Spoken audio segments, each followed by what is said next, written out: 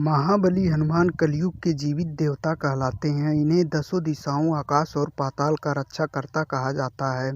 भगवान हनुमान का मात्र नाम लेने से ही बड़े से बड़े संकट और परेशानियां दूर हो जाती हैं।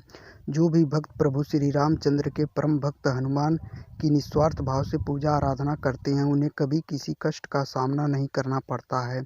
कहा जाता है कि हनुमान जी के केवल नामों के उच्चारण मात्र से ही व्यक्ति सांसारिक सुखों को प्राप्त करता है। हनुमान को बजरंग बली, अंजनी पुत्र, पवन पुत्र, राम भक्त जैसे अनेक नामों से जाना जाता है।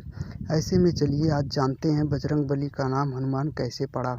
पौराणिक कथाओं के अनुसार हनुमान जी का नाम बचपन में मारुति था।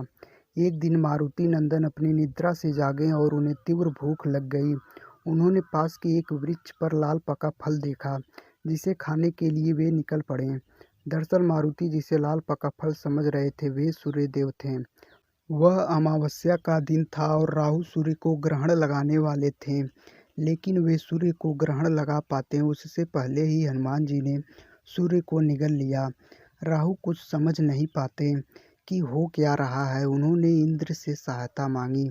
इंद्रदेव के बार बार आग्रह करने पर जब हनुमान जी ने सूर्यदेव को मुक्त नहीं किया तो इंद्र ने वज्र से उनके मुख पर प्रहार किया, जिससे सूर्यदेव मुक्त हुए। वही वज्र के प्रहार से पवन पुत्र मूर्छित होकर पृथ्वी पर आ गिरे और उनकी ठुड्डी टेढ़ी हो गई।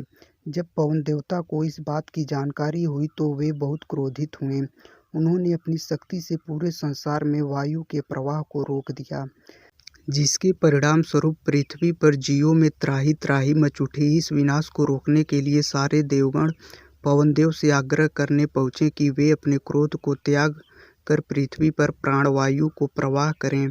सभी देवताओं ने पवनदेव की प्रसन्नता के लिए हनुमान को पहले जैसा कर दिया और साथ ही बहुत सारे वरदान भी दिए।